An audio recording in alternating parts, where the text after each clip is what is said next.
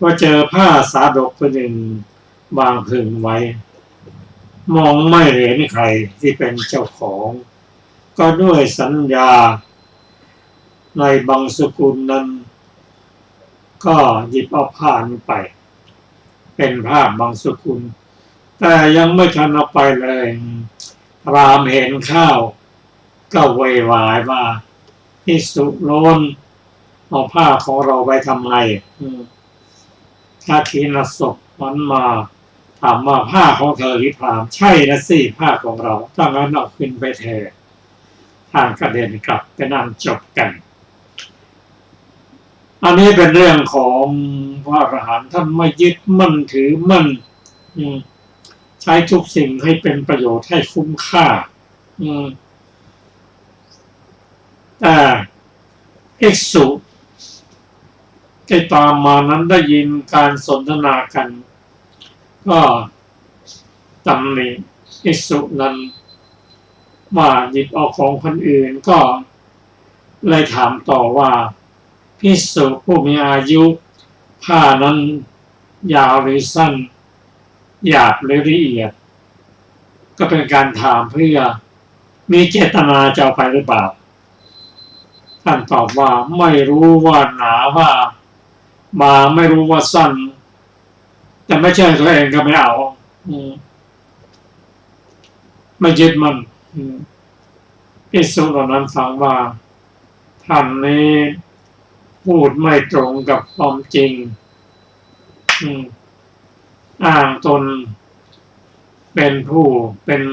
อ้างตนเป็นอริยบุคคลเป็นพระอรหันต์ก็ไปสู่สำนักของพุทธเจ้าและทูลถามเรื่องนี้ซึ่งพระพุทธเจ้าตรัสว่าภิกษุทั้งหลายตามธรรมดาพระอรหันต์ขีณศพ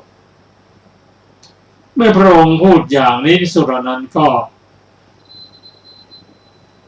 ทราบว่าภิกษุนั้นเป็นพระอรหันต์ขีณศพเพราะพระพุทธเจ้าพระองค์เดียวเท่านั้นที่จะพยากรณ์ว่าใครเป็นพระอรหันต์ใครเป็นพระบุคคลชั้นนั้นชั้นนี้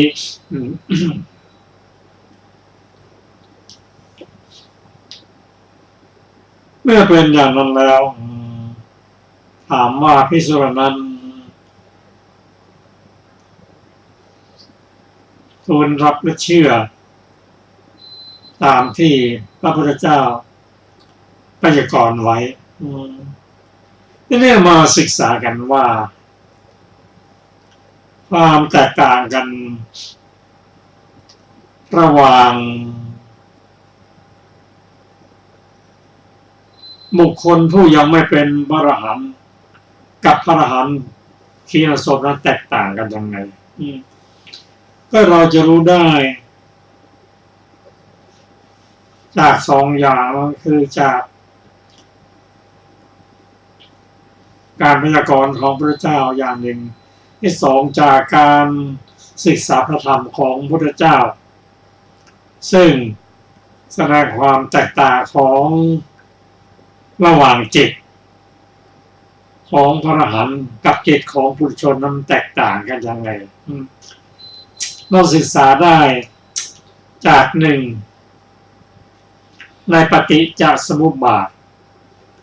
สองจากวิถีจิตเริ่มต้นจากปฏิจจสมุปบาทก่อนเพราะท่านไม่ยึดมั่นในผ้าสาดกนั้นที่ไม่ยึดมั่นสังเกตได้ว่าท่านไม่จะติดใจในเรื่องของความหนาความบางความกว้างความยาวผ้าละเอียดหรือไม่ละเอียดนั่นจบกันท่านไม่ยึดมั่นถือมั่นนั่นคือไม่มีอุปทานเมื่อไม่มีอุปทานเป็นปัจจัยแล้วอุปทานเป็นปัจจัยของภพมีกรรมมาภพและอุปาติภพเมื่อไม่มีภพแล้วภพก็คือการแก่ ราะฉะนั้นเห็นว่าผู้ที่จะไม่เกิดต่อไปนั้นคือเป็นผู้ที่ไม่มีอุปทานอะไรเป็นปัจจัยของอุปทานคือตัณหาเป็นปัจจัยของอุปทานตัณหาเป็นปัจจัยของอุปทานอุปทานเป็นปัจจัยของภพภพเป็นปัจจัยของชาติคือการเกิดเมื่อไม่มีอุปทานแล้วการเกิดก็ไม่มีอันนี้เป็นวิธีทางหนึ่งที่ทำให้เราเข้าใจว่าความไม่ยึดมั่นถือมั่นซึ่งองค์ธรรมมันได้แก่โลภะทิฏฐิมานะอุปทานนั้นก็มีอยู่สี่อย่างด้วยกันเช่นกามุปาทานอัตวารุปาทานศีลปตุปาทานและทิฏฐโปาทานเป็นต้นก็เป็นหลักของปฏิจจสมุปบาทซึ่งเป็นปัจจัยซึ่งกันและกันเริ่มตั้งแต่อวิชชาปัจจยาสังขาราสังขาระปัจจยาวิญญาณังวิญญาณปัจจยานามรูปังนามรูปังปัจจยาสลายตนังสลายตนะปัจจยาผัสโสผัสสะปัจจยาเวทนาเวทนาปัจจยาตัณหาตัณหาปัจจยาอุปทานังอันนี้ในสายของปฏิจจสมุปบาทที่ในสายของวิธีจิตตามปกติแล้ววิธีจิตของพุทธชนนั้นโดยเฉพาะด้านชาวนะทางเจ็ดนั้นปุถุชนนั้นมีกรรมเป็นทั้งกุศลอกุศลเราจะมาเริ่มต้นกันที่จิตคือภวังคจิตนั้นก่อนที่จะลงมารับวิบากคือผลของกรรมนั้นก็จะต้องพลากตนเองจากภวังคจิตลงมาซะก่อนถึงจะลงมาจะรับวิบากนั้นได้เริ่มตั้งแต่อาตีตะภวังภวังคุปเฉทะภวังคจารณะค่อยๆพลากออกจากภวังคจิตทีละนิดๆจนหมดใหญ่ๆแล้วก็ลงมารับนิบาตซึ่งอันเกิดจากการได้เห็นได้กลิ่นได้รสโผฏฐัพพะและธรรมและโผฏฐัพพะนั้นซึ่งมีตัวปัญจทวาราวาสนจิตเป็นตัวแยกว่านี้เป็นจักษุนะอันนี้เป็นโสตนะทำแล้วแยกกันไปแล้วก็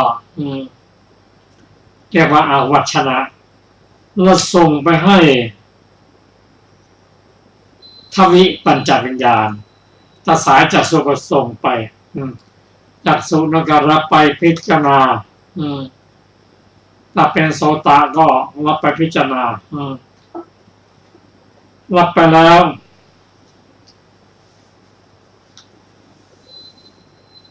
ส่งไปให้สัมปติชนะเป็นผู้รับอารมณ์ใหม่สัมปติชนะนั้นรับอารมณ์ใหม่แล้วส่งไปยังสันติวนะพิจารณาไต่สวนว่าเป็นกุศลหรืออกุศลและจะส่งต่อไปให้โวฏฐัพพนะเป็นผู้ตัดสินส่งต่อไปยังชาวนะและก่อนที่ชาวนะจะเสพนั่นเองผู้มีสติผู้ไร้สติ ผ ผู้พิจารณาหรือไม่พิจารณาว่าเป็นกุศลอกุศลอยู่ในระหว่างนี้เองระหว่างก่อนที่จะส่งไปยังชาวนะเมื่อสอบสวนได้นั่นละเป็นกุศลอกุศลแล้วก็ส่งไปให้ชาวนะเป็นผู้เสพตอนนี้ก็เป็นปรมัตถธรรมแล้วเจ้าหน้าก็ไม่รู้ว่าสิ่งนั้นเป็นกุศลอกุศลส่งไปยังชาวนะทั้ง7ซึ่งมีชาวนะที่1ถึงที่7นั้นชาวนะรุ่นที่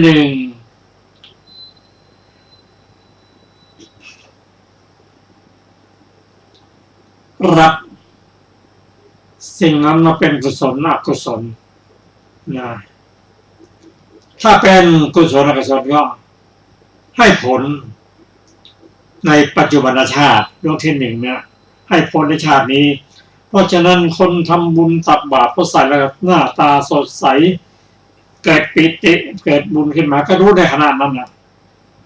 ตรงข้ามคนที่ทำบาปไปทำกรรมไม่ดีมาก็หน้าตาเศร้าหมองก็เห็นปรากฏในขณะนั้นนี่เป็นการให้ผลในปัจจุบันชาติรวมไปถึงทั้งชาตินี้ด้วยส่วนดวงที่2ถึงดวงที่6นั้นเอาไว้ให้ผลในชาติต่อไปดวงที่7นั้นรับไปเพื่อให้ผลในด้านประสงค์ที่การ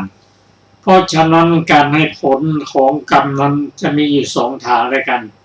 มันไปเกิดทางหนึ่งเป็นบุญเป็นบาปก็ไปเกิดเป็นที่ดีมั่งที่ดีมั่งไม่ดีมั่งคนยากคนจนคนฉลาดคนโง่ไปเกิดที่นั้นรูปร่างดีไม่ดีส่วนให้ผลทางประวัติการนั้นตั้งแต่เกิดจนตายก็ได้เห็นสิ่งที่ดีไม่ดี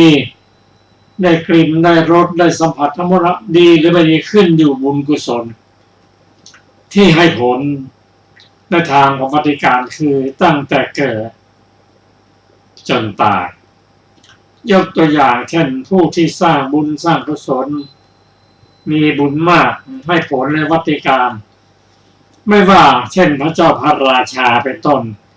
ไม่ว่าจะเด็ดไปไหนก็ได้เห็นแต่สิ่งที่ดีสิ่งไม่ดีเขาก็เก็บหมดได้ยินแต่เสียงที่ดีรูปที่ดีเสียงที่ดีถ้าได้รับประทานอาหารก็อาหารที่ดีรสดีได้นั่งที่นอนที่ดีทั้งนั้นแหละสำหรับผู้มีบุญสำหรับผู้ที่มีบุญน้อยหรือสร้างบาปเป็นมากก็เจอสิ่งนั้นสิ่งนี้ที่ไม่ค่อยสมปรารถนาบางทีก็สมปรารถนาบางทีก็ไม่สมปรารถนาบางทีก็กลิ่นดีบ้างไม่กลิ่นดีบ้างบางทีอากาศร้อนๆก็เจอแต่ความร้อนบางทีก็เจอความเย็นสลับกันไปอันนี้การให้ผลในทางประวัติการส่วนการให้ผลในทางประสบการณ์นั้นก็เรียนทราบว่าได้เกิดในที่ดีฐานะดีตระกูลดีรูปร่างหน้าตาดีอยู่ที่ไหนก็เกิดที่ไหนก็เกิดในที่ดีๆทั้งนั้นอันนี้เป็นการให้ผลของกรรมทั้งกรรมดีและกรรมชั่ว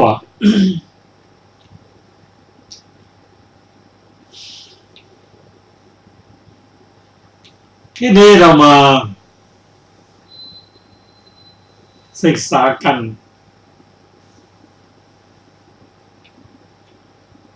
ถึงเรื่องการให้ผลของกรรมนั้น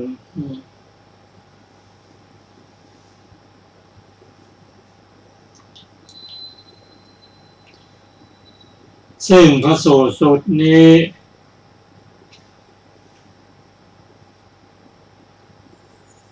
ได้กล่าวถึง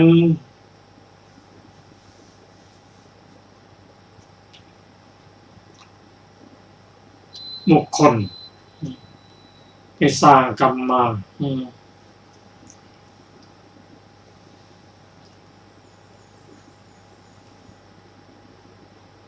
พระสูตรสุดนี้จึงทำให้เราได้ทราบถึงความเป็นพระอรหันต์และความเป็นปุถุชนซึ่งแตกต่างกันพระอรหันต์นั้นท่านจะไปที่ไหนท่านก็ประสบแต่ความสุขสบายในฐานะของท่านที่สั่งสมบุญอะไรมามาก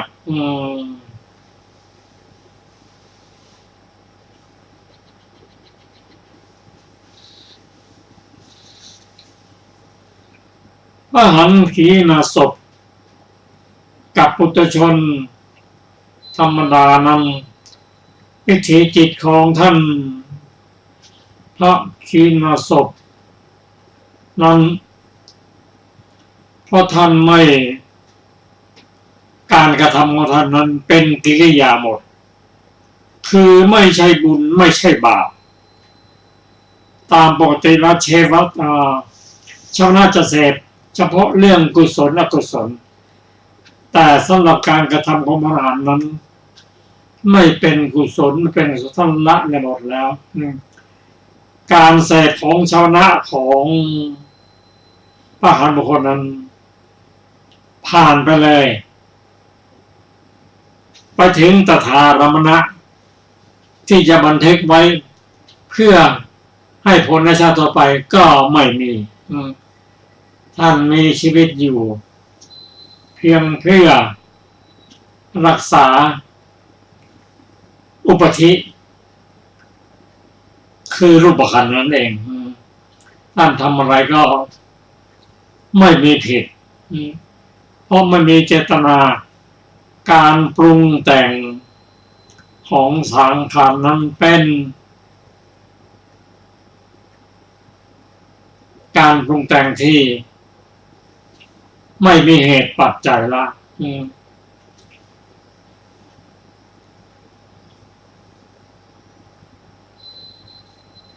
กล่าวกันว่าสังขารที่ปรุงแต่งนั้นปรุงแต่งเป็นบุญเป็นบาปบ้างเป็นอนัญชาบ้างก็เฉพาะปุถุชนนั่นเองสำหรับพระอรหันต์แล้วไม่มีการปรุงแต่งแล้วพอท่านนิพพานไปก็จบไม่มีอะไรแล้วอันนี้คือพระขีณาสพซึ่งพระองค์ได้ตรัสบอกกับภิกษุเหล่านั้นให้รับรู้ว่าพระอรหันต์ขีณาสพนั้นท่านไม่ยึดมั่นถือมั่นไม่ว่าจะเป็นบุญเป็นบาป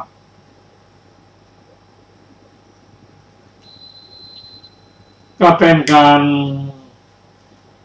ศึกษาพระพุทธศาสนาในเชิงวิชาการเพราะฉะนั้นถ้าเราอยากจะรู้ว่าพระอริยบุคคลนั้นซึ่งมีอยู่ในพระพุทธศาสนาเท่านั้นเป็นไปตามขั้นตอนเป็นไปตามลำดับไม่กระโดดข้ามขั้นผู้ที่จะเป็นพระอรหันต์ขีณาสพนั้นต้องกำจัดหรือทำลายสังโยชน์ทั้ง10ได้หมด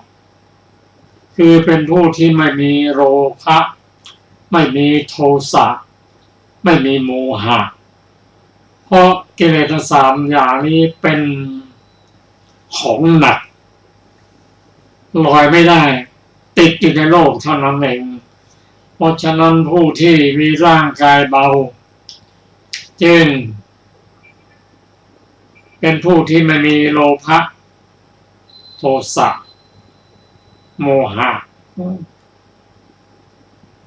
และสังโยชน์ที่ละได้ มันเป็นไปตามลำดับเริ่มตั้งแต่สักยะทิฏฐิศีลประมาสะวิจิกิจฉากิเลสเบาบางลงลดปฏิฆะสังโยชน์กรรมสังโยชน์เป็นโอรัมภาคิยสังโยชน์เรื่องต่ำ5สำหรับพระอนาคามีผู้ได้ผู้ละสังโยชน์เรื่องต่ำ5แล้วก็ไม่กลับมานอนในขันอีกแล้วแต่ก็ต้องเกิดอีกหลายครั้งนะแต่ไม่นอนในขัน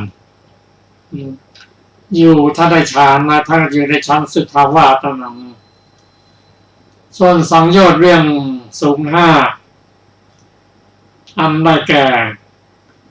กิเลสที่มีละเอียดเช่นอรูปปราคะอรูปปราคะมานะอุทธัจจะ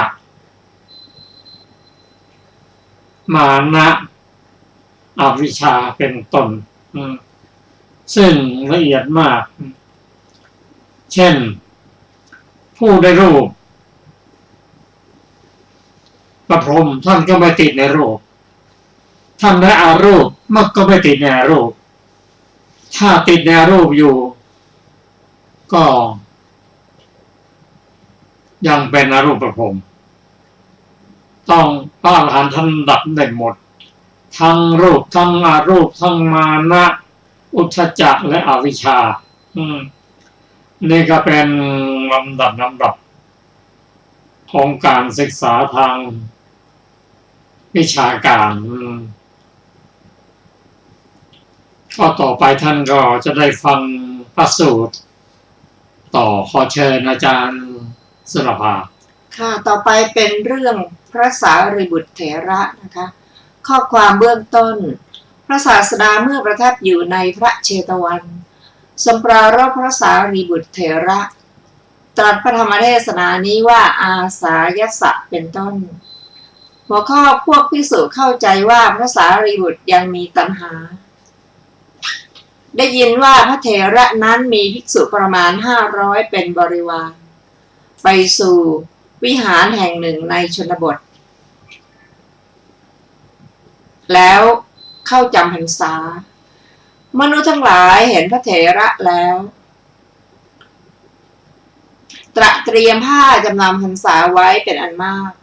พระเถระปวารณาแล้วเมื่อจำนำพรรษาทั้งปวงยังไม่ทันถึงแก่ขั้นนั่นเทียวเมื่อจะไปสู่สำนักพระศาสดาสั่งกับภิกษุทั้งหลายไว้ว่า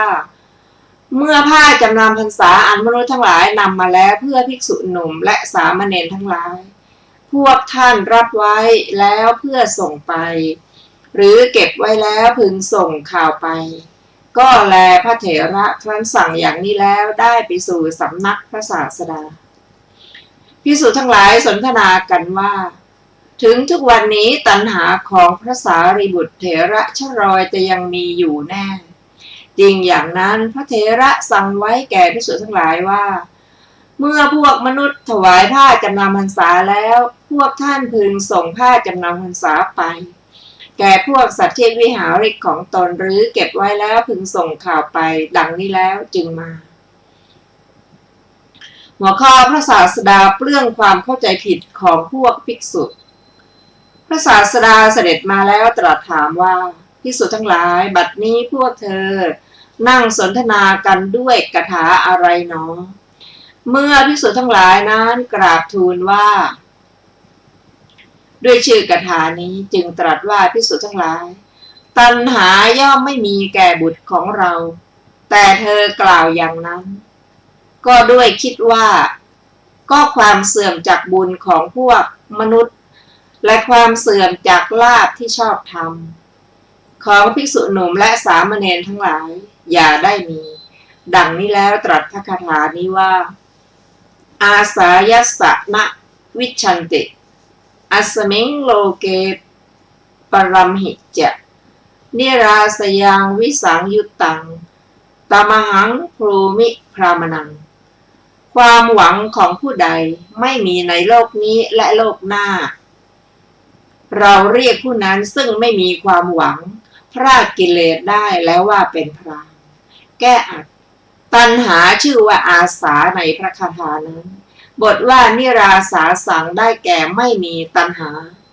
บทว่าวิสังยุตตังความว่าเราเรียกผู้พรากได้แล้วจากกิเลสทั้งปวงนั้นว่าเป็นพราม ในเวลาจบเทศนาชนเป็นอันมากบรรลุอริยผลทั้งหลายมีโสดาปัตติผลเป็นต้นดังนี้แหละจบเรื่องพระสารีบุตรเถระต่อไปเป็นเรื่องพระมหาโมคคัลลานะเถระข้อความเบื้องต้นพระศาสดาเมื่อประทับอยู่ในพระเชตวันทรงปรารภพระมหาโมคคัลลานะเถระตรัสพระธรรมเทศนานี้ว่ายัสสาละยาเป็นต้นหัวข้อพระศาสดาทรงแสดงลักษณะแห่งพราหมณ์เรื่องก็เช่นกับเรื่องมีในก่อนนั่นเองแต่ในเรื่องนี้พระศาสดาตรัสความที่พระมหาโมคคัลลานะเถระเป็นผู้ไม่มีตัณหาแล้วตรัสพระคาถานี้ว่ายัสสาละยานะวิชันติอัญญายะอากถังกถีอะมะโตคทังอนุปปัสสังตมหังภูมิพรามนังความอาลัยของบุคคลใดไม่มีบุคคลใดรู้ชัดแล้วเป็นผู้ไม่มีความสงสัยเป็นเหตุกล่าวอย่างไรเราเรียกบุคคลนั้นผู้อย่างลงสู่อมตะตามบรรลุแล้วว่าเป็นพรามแก้อัด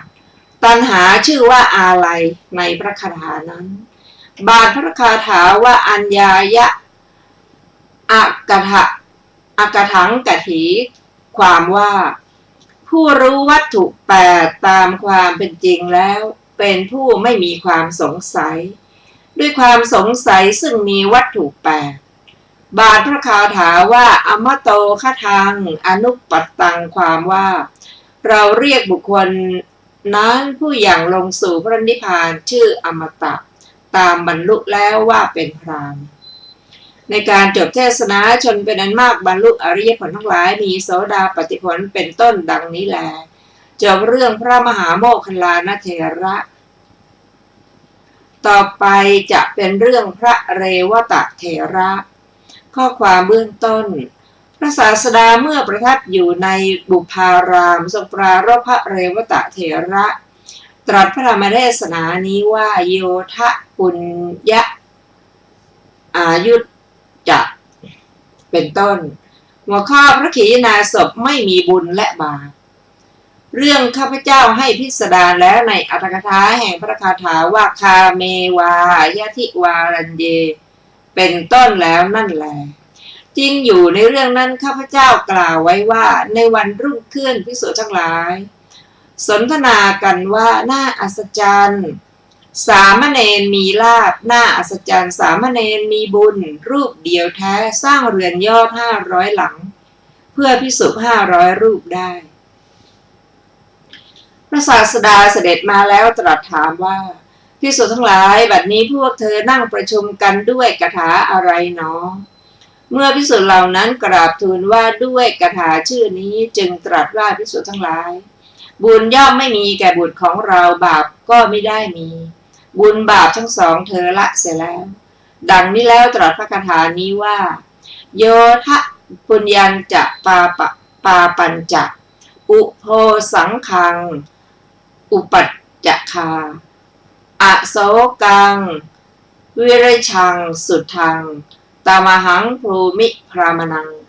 ผู้ใดล่วงบุญและบาปทั้งสองและกิเลสเครื่องข้องเสียได้ในโลกนี้เราเรียกผู้นั้นซึ่งไม่มีความโศก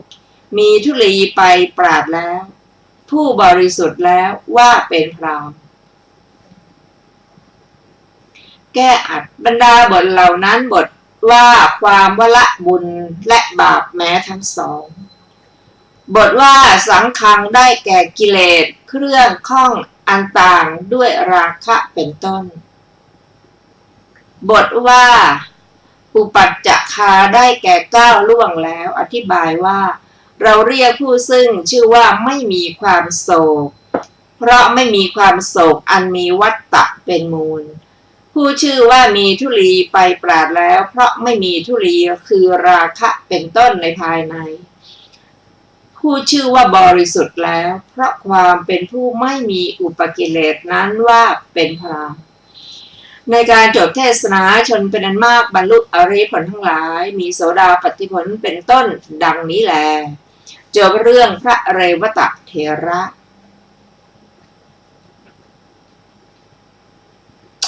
สำหรับเรื่องต่อไปชื่อว่าเรื่องพระจันทาภเถระข้อความเบื้องต้นพระศาสดาเมื่อประทับอยู่ในพระเชตวันทรงปรารภพระจันทาภเถระตรัสพระธรรมเทศนานี้ว่าจันทังวะเป็นต้นหัวข้อพระจันทาขออภัยพระจันทาภะเคยเป็นพ่อค้าไม้จันแดงอนุปุพีกถาในเรื่องของพระจันทาภเถระดังต่อไปนี้ได้ยินว่าในอดีตการพ่อค้าในกรุงพาราณสีคนหนึ่งคิดว่าเราจะไปสู่ปัจจันตชนบทแล้วนำไม้จันแดงมาขนเอาวัตถุเป็นอันมากมีผ้าและเครื่องอาภรณ์เป็นต้นไปยังปัจจันตชนบทด้วยเกวียน500ยืดที่พักใกล้ประตูบ้านแล้วถามพวกเด็กเลี้ยงโคในดงว่ามนุษย์ไรๆในบ้านนี้ผู้ทำงานที่เชิงเขามีอยู่หรือพวกเด็กเลี้ยงโคตอบว่ามีอยู่พ่อค้าถามว่ามนุษย์นั่นชื่ออะไรพวกเด็กเลี้ยงโคตอบว่ามนุษย์นั่นชื่อโน้นพ่อค้าก็ถามว่าก็ภรรยาหรือพวกบุตรของเขามีชื่ออย่างไรเด็กเลี้ยงโคก็ตอบว่าเขามีชื่ออย่างนั้นอย่างนั้นพ่อค้าก็ถามว่าก็เรือนของเขาอยู่ที่ไหนเด็กเลี้ยงโคตอบว่าเรือนของเขาอยู่ที่ชื่อโน้นพ่อค้านั้นนั่งบนยานน้อยอันสบายไปสู่ประตูเรือนของเขาตามสัญญาที่พวกเด็กเหล่านั้นให้แล้วลงจากยานเข้าไปสู่เรือนแล้วเรียกหาหญิงนั้นว่าชื่อโน้นหญิงคนนั้นคิดว่าบุคคลนี้จะเป็นญาติของพวกเราคนหนึ่งจึงมาโดยเร็วปูอาสนะไว้รับรองพ่อค้านั้นนั่งบนอาสนะแล้วระบุชื่อถามว่าสหายของฉันไปไหนหญิงนั้นตอบว่าไปสู่ป่านายพ่อค้าก็ระบุชื่อของคนทั้งปวงแล้วก็ถามว่าบุตรของฉันชื่อโน้นธิดาของฉันชื่อโน้นไปไหนดังนี้แล้วกล่าวว่าท่านพึงให้ผ้าและเครื่องอาภรณ์เหล่านี้แก่ชนเหล่านั้นในเวลาที่แม้สหายของฉันกลับมาแล้วจากดงหล่อนพึงให้ผ้าและเครื่องอาภรณ์นี้แล้วได้ให้วัตถุเหล่านั้นนางทำสักการะอย่างยิ่งแก่เขาแล้วในเวลาที่สามีกลับมาจึงกล่าวว่านายบุคคลนี้จำเดิมแต่เขามาแล้วระบุชื่อของชนทั้งปวงแล้วให้สิ่งนี้และสิ่งนี้ฝ่ายสามีของนางนั้นก็ทำกิจอันควรทำแก่เขาครั้นในเวลาเย็นพ่อค้านั่งบนที่นอนถามเขาว่าสหายท่านเที่ยวไปที่เชิงเขาเคยเห็นอะไรมากชายเจ้าถิ่นก็ตอบว่าฉันไม่เห็นอย่างอื่นแต่ฉันเห็นต้นไม้ชนิดที่มีกิ่งแดงมากพ่อค้าก็ว่าต้นไม้ชนิดนั้นมีมากหรือชายเจ้าถิ่นตอบว่าจ้ะต้นไม้ชนิดนั้นมีมากพ่อค้าก็กล่าวว่าถ้ากระนั้นท่านจงแสดงไม้เหล่านั้นแก่ฉันดังนี้แล้วไปกับเขาตัดต้นจันแดงบรรทุกให้เต็มเกวียน500 เล่มแล้วเมื่อเดินมากล่าวกับชายนั้นว่าสหายเรือนของฉันมีอยู่ในที่ชื่อโน้นในกรุงพาราณสีท่านพึงมายังสำนักของท่านตลอด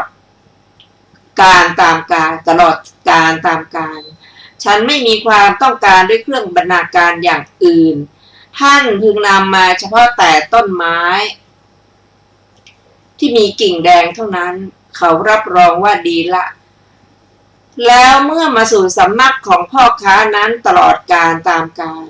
ย่อมนำมาแต่ไม้จันแดงเท่านั้นแม้พ่อค้านั้นก็ให้ทรัพย์ เป็นอันมากแก่เขาโดยสมัยอื่นอีกแต่การนั้นเมื่อพระกัสสปะทศพลปรินิพพานแล้วเมื่อสถูปทองอันเขาประดิษฐานไว้แล้วบุรุษนั้นได้บรรทุกไม้จันแดงเป็นอันมากไปสู่กรุงพาราณสีครั้งนั้นพ่อค้านั้นผู้เป็นสหายของเขาได้บดไม้จันเป็นอันมากให้เต็มถาดแล้วกล่าวว่าสหายท่านจงมาพวกเราจะไปสู่ที่ก่อเจดีย์จนกว่าจะหุงพัดสุกแล้วจึงกลับได้พาเขาไปในที่นั้นทำการบูชาด้วยไม้จันทร์แล้วสหายชาวปัจจันตชนบทของเขาแม้นั้นได้สร้างที่ดุจมณฑลแห่งพระจันทร์ด้วยไม้จันทร์ในห้องแห่งพระเจดีย์บุรพกรรมของเขามีเพียงเท่านั้นหัวข้ออานิสงส์การบูชาด้วยไม้จันทร์แดงเขาจุติจากอัตภาพนั้นแล้วเกิดในเทวโลกยังพุทธันดรหนึ่งให้สิ้นไปตามไปแล้วในเทวโลกนั้นในพุทธุปบาทการนี้เกิดในตระกูลพราหมณ์มหาศาลในกรุงราชคฤห์รัศมีเช่นกับด้วยมณฑลพระจันทร์ตั้งขึ้นจากมณฑลแห่งนาภีของเขาเพราะเหตุนั้นพวกญาติจึงขนานนามของเขาว่าจันทาภะในยะว่านั่นเป็นผลแห่งการทำที่ดุจมณฑลแห่งพระจันทร์ในพระเจดีย์ของเขาพราหมณ์ทั้งหลายคิดกันว่าพวกเราอาจเพื่อพาเอาพราหมณ์นี้ไปหากินกะโลกเขาได้ดังนี้แล้วให้เขานั่งบนยาน้อยเชี่ยวกล่าวว่าผู้ใดเอามือลูบคลำศีรษะสรีระของจันทาภพรามนี้ผู้นั้นจะได้อิสริยสมบัติชื่อเห็นปานนี้ชนทั้งหลายเมื่อให้ทรัพย์101บ้าง1,000บ้าง100,000บ้างนั่นแหละจึงจะได้เพื่อเอามือถูกต้องสรีระของพราหมณ์นั้นพราหมณ์เหล่านั้นเที่ยวไปเนืองๆอยู่อย่างนี้ก็ถึงกรุงสาวัตถีโดยลำดับยึดเอาที่พักในระหว่างแห่งพระนครและวิหารแล้วอริยสาวกประมาณ5 โกฏแม้ในกรุงสาวัตถีถวายทานในการก่อนแห่งพัดแล้วในการภายหลังพัดมีมือถือของหอมระเบียบดอกไม้ผ้าและเภสัชเป็นต้นไปเพื่อฟังธรรมพราหมณ์ทั้งหลายเห็นอริยสาวกเหล่านั้นแล้วถามว่าท่านทั้งหลายจะไปที่ไหนกันอริยสาวกตอบว่าพวกเราจักไปสู่สำนักของพระศาสดาเพื่อฟังธรรมพวกพราหมณ์ก็กล่าวว่าท่านทั้งหลายจงมาท่านทั้งหลายไปในที่นั้นแล้วจักทำอะไรอานุภาพเช่นกับด้วยอานุภาพของจันทาภพราหมณ์ของพวกข้าพเจ้าไม่มีเพราะว่าชนทั้งหลายถูกต้องสรีระของจันทาภพราหมณ์นั้นย่อมได้สมบัติชื่อนี้ท่านทั้งหลายจงมาจงดูจันทาภพราหมณ์นั้นอริยสาวกเหล่านั้นกล่าวว่าชื่อว่าอานุภาพของจันทาภพราหมณ์ของท่านทั้งหลายเป็นอย่างไรพระศาสดาของพวกเราเท่านั้นมีอานุภาพมากอริยสาวกและพวกพราหมณ์เหล่านั้นไม่อาจเพื่อจะยังกันและกันให้ยินยอมได้จึงกล่าวว่าพวกเราไปสู่วิหารแล้วจักรู้อานุภาพของจันทาภพราหมณ์หรือของพระศาสดาของพวกเราดังนี้แล้วได้พาจันทาภพราหมณ์นั้นไปสู่วิหารแล้ว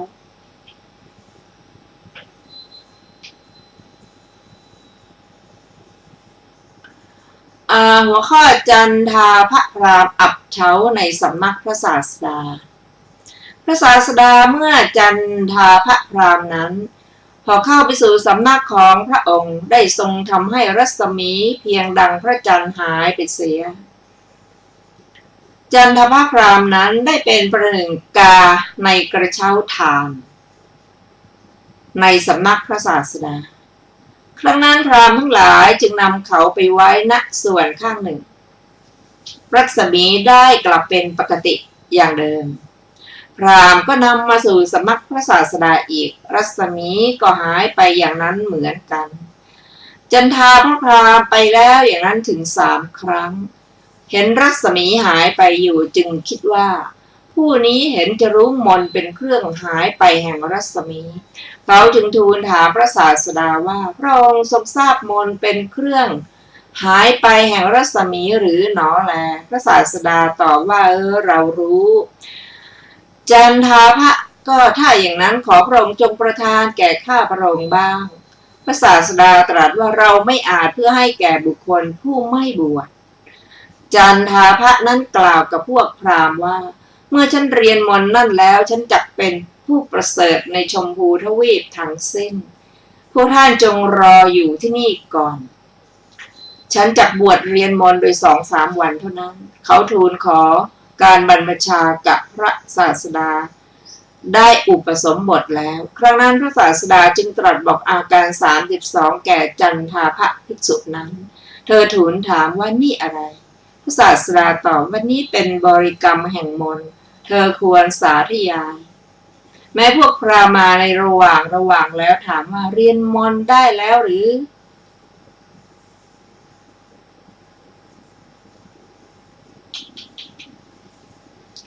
จันทาภะยังก่อนฉันกำลังเรียน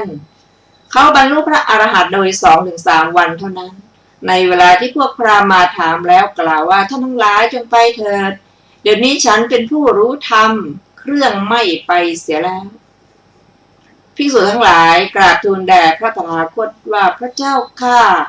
ภิกษุนี้กล่าวคำไม่จริงย่อมพยากรณ์พระอรหัตผลหัวข้อพระขีณาสพกล่าวแต่คำจริงพระศาสดาตรัสว่าภิกษุทั้งหลายบัดนี้จันทาภะบุตรของเรามีอาสวะสิ้นแล้วย่อมกล่าวแต่คำจริงเท่านั้นดังนี้แล้วตรัสพระคาถานี้ว่าจันทังวะวิมลังสุดทังวิปัสสันนะมะนาวิลังนันทิภะวะปริขีนังตามหังภูมิพรามนังเราเรียกผู้บริสุทธิ์ผ่องใสไม่ขุ่นมัวมีพบเครื่องเพลิดเพลินสิ้นแล้วเหมือนพระจันทร์ที่ปราศจากมลทินนั้นว่าเป็นพรามแก้อัดบรรดาบทเหล่านั้นบทว่าวิมลังได้แก่เว้นแล้วจากมลทินมีหมอกเป็นต้นบทว่าสุดทางได้แก่ไม่มีอุปกิเลสบทว่าวิปัสสนังได้แก่มีจิตผ่องใสแล้วบทว่าอนาวิลังได้แก่เว้นแล้วจากมลทินมีกิเลสเป็นต้นบทว่านันทิภะวะปริขีนังความว่าเราเรียกผู้มีตัณหาในภพทั้ง3สิ้นแล้วนับว่าเป็นพราหมณ์ในการจบเทศนาชนเป็นอันมากบรรลุอริยผลทั้งหลายมีโสดาปัตติผลเป็นต้นดังนี้แลจบเรื่องพระจันทาภเถระท่านผู้ฟังที่เคารพเข้าวันนี้รายการศึกษาพระพุทธศาสนาตามพระไตรปิฎกก็ได้หมดเวลาลงแล้วขอขอบพระคุณทุกท่านที่ได้ร่วมศึกษาด้วยกันเราจะมาพบกันใหม่ในวันอาทิตย์หน้าเวลาเดียวกันวันนี้ขอมีความสุขสวัสดีเจริญในธรรมยิ่งๆสวัสดีค่ะ